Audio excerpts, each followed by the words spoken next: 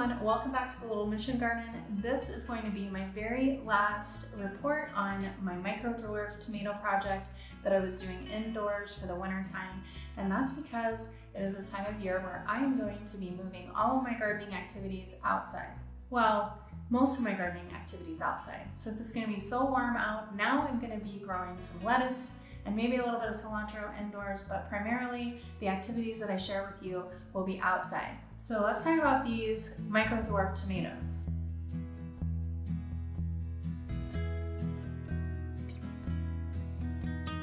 I'm going to start with my least favorite variety and save the best for last. So the first one that I am going to start with is the Pillar Catch Orange, and this one is from Territorial seeds. It did really well in the pot. It did not get leggy in any way. It produced just as promised these orange tomatoes. I tried really hard for the last week or so to try to restrain myself and not eating these cherry tomatoes so that I would have some left on the plants.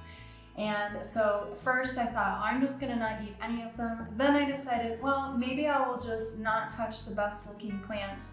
And as it turned out, I have no self-control whatsoever and there are not very many tomatoes left, but let's talk about these tomatoes.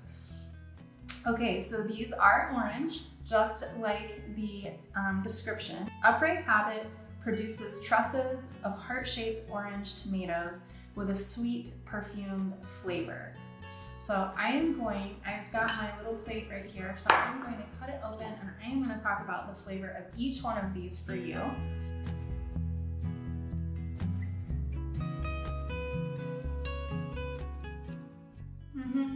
It's actually pretty good. When I say it's my least favorite, I don't mean that it's a bad tomato. I do think unless you leave it on the plant and let it get very ripe, it tends to be a little bit mealy and not as flavorful. However, I've left these little tomatoes on the plant and they have gotten way juicier and way sweeter as they've been on the plant. So I would say if you're gonna grow this Pillar Catch tomato, leave the tomato fruits on the plant until they're almost falling off, until they're nice and soft, and then get them at the peak of ripeness. So that is the Pillar Catch Orange. I would still grow it, although it wasn't the best of all five. And the next one that I want to talk about is the Heartbreakers Dora Red F1. This is also from Territorial seeds. It's supposed to be draped with heavy trusses of tasty red heart-shaped tomatoes. I did not get heavy trusses of tomatoes, but I did get quite a few. Now I will do a close-up of this.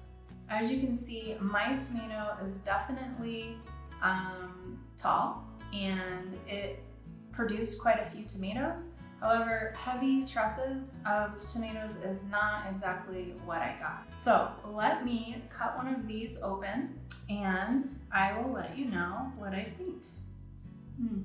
It's really hard to try tomatoes and say they're bad. So the Heartbreakers Dora is definitely the traditional red cherry tomato. It's very sweet and it tastes like a basic cherry tomato. It's not bad, but it's not like, oh my gosh, it's so great. I would say out of the Pillar Catch Orange and the Heartbreakers Dora, I probably prefer the Pillar Catch because as it hangs on the plant, it gets much sweeter. So it's a little sweeter of a tomato, whereas the Heartbreakers Dora is more of a traditional tomato flavor. Okay, the next one that I want to talk about is called the Cocoa F1. And I don't know why, but I really wanted to like this tomato because it had such a cute name. Like, I don't know, Cocoa F1, it's really cute. So this one was a very compact plant. As you can see, it just got just this big and it just kept producing tomatoes. It's still producing tomatoes. It produced these very small, kind of chocolatey red looking tomatoes, which is probably why they named it a cocoa. I'm gonna cut that open. That one is very sweet. So I would say the longer they stay on the plant, the sweeter those get, just like the Pillar Catch Orange. However, I think that if you pick them a little bit, just as they're getting ripe, they actually do really well as a tomato that you could roast or cook with. They tend to be just a little bit on the mealy side when they're just ripe. They get much juicier and sweeter as they ripen, so they're great for salads when they're nice and sweet and fully ripe. But if you want to pick them as they are just ripe, I would say these would be a great tomato to roast and put in pasta or something like that. So that was the Cocoa F1. Now I said that I was gonna do my favorite last, but these last two are honestly kind of a tie. I'll start with the fourth tomato that I grew, and that is the Red Robin F1. So far, all of the tomatoes that I've talked about are from Territorial seeds. These are a traditional red cherry tomato. It's on a pretty compact plant as well, as you can see. So let me cut that open and give it a taste.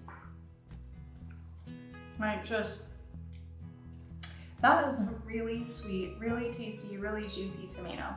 And the thing about the Red Robin is that from the moment they turn ripe, they're great. They're sweet, they're juicy. You don't have to really wait for too long and let them hang on the plant for a bit for them to get really good. They're just really good. So last but not least, this is the Orange Hat variety. And this one is from Baker Creek. And this one is probably the most compact of all of the plants that I did. This one is just loaded. These guys are super short, super stocky and compact, but they produce so much fruit. These fruits are yellow, and let me cut it open and give it a taste. Really yummy. If you're looking for a low acid, very sweet cherry tomato that's just good to just eat by the handful, that one's really good too. So I don't know if I could really choose. I think the tie for number one is the Orange Hat from Baker Creek and the Red Robin F1 from Territorial. And a very close runner-up to that is the Cocoa F1 from Territorial Seeds. I thought they were all really good. I was really pleased with all of them.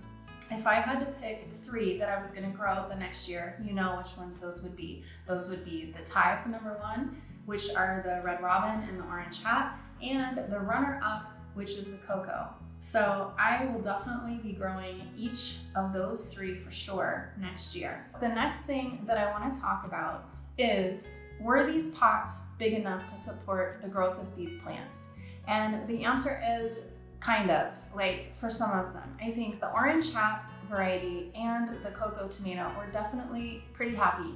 They don't look like they're stressing. They haven't had any discolored leaves. However, the Heartbreakers Dora and the Pillar Catch and even the Red Robin, just a little bit, like they were definitely needing fertilizer when it was time for me to feed. And so probably every couple of weeks I would provide them with a balanced fertilizer. And remember, that is when the numbers all the way across, those three numbers, which represent nitrogen, phosphorus, and potassium, where those numbers on the bag are essentially the same or close to the same. That's a balanced fertilizer.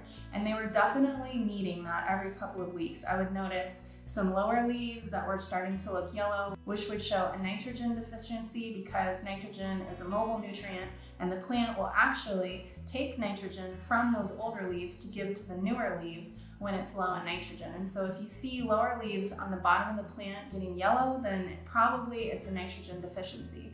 So I think that is because the Heartbreakers Dora and the Pillar Catch are slightly bigger tomatoes, and I think that they were needing a little more feed. They were heavier feeders than some of the smaller ones. Now I'm going to take each one of these out of the pot so that we can look at the roots. I was growing these in 6-inch pots, and I want to see what the roots look like and if they're root bound and if I should recommend a bigger pot for the next time. This is the Cocoa. So I am just going to turn this over so that you can see. And honestly, it isn't bad at all. The Cocoa and the Orange Hat I thought were the best suited for these small pots indoors. So I think he's just fine. This is the Orange Hat. And let me turn him over. Also, not a lot of circling of the roots. Not a lot of circling of the roots at all. I think he is just fine and happy in here, which is reflected in the fact that the leaves have not been indicating that there are any nutritional deficiencies. This is the red robin. So let's turn him over and see what we've got here.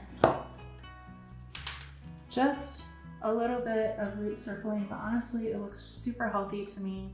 I have noticed just this week a few yellow leaves, so I think he's definitely indicating that he needs a feed, but not root bound at all.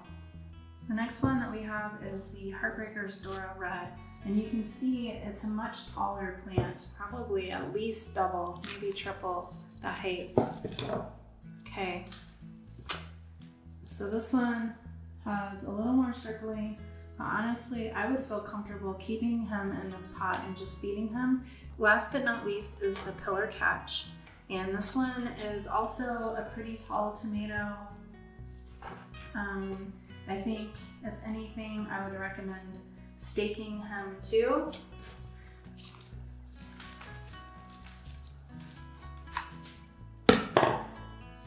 Slightly more root bound, not bad. I would say maybe if you're gonna grow the pillar catch or the Heartbreakers, to go up in size from the 6-inch pot, and then I think that'll accommodate them just fine.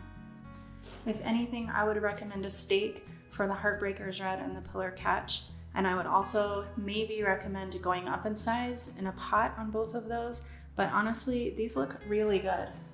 I know that I said that I was going to be moving all of my gardening activities for the rest of the season outside. However, I may have misled you just a little bit. This indoor tomato experiment is over indoors, but now the second part is that I am going to move them outside because I want to see how these perform outdoors. Remember, I am in southern Arizona when it gets super hot, either in my stock tanks or a grow bag or some sort of a container, because I want to know, can people grow these on their balcony or their patios in a couple of little pots? Because if you have a super tiny balcony and you want to have some tomatoes for your salad, I would say like this orange hat or the red robin would provide you with plenty of tomatoes. If you had maybe 4 to 6 plants, I don't think you would be buying boxes of cherry tomatoes at the grocery store, at least not while they're in peak season. So I want to see how those do so that I know if I can tell you, hey, these are a great option if you have a teensy tiny little patio or a balcony where you just could put a few of these in a couple of pots. So it's not over, it's just going to be changing. The indoor portion is over. Now we're going to start the outdoor portion. All right, so that is the end of my indoor gardening experiment with these micro dwarf tomatoes. The next step for a few of them is to go outside. Of course, I'm gonna harden them off and I'll use shade cloth, and I'll probably put them out in the next week because the temperatures are starting to get pretty hot here in southern Arizona.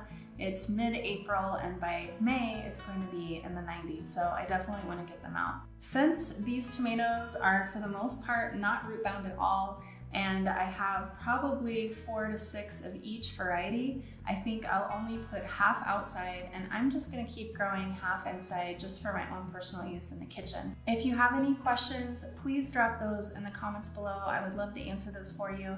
I would highly recommend you trying to grow these in your home, your windowsill, your balcony. Thank you so much for watching, and I'll see you next time. Bye for now.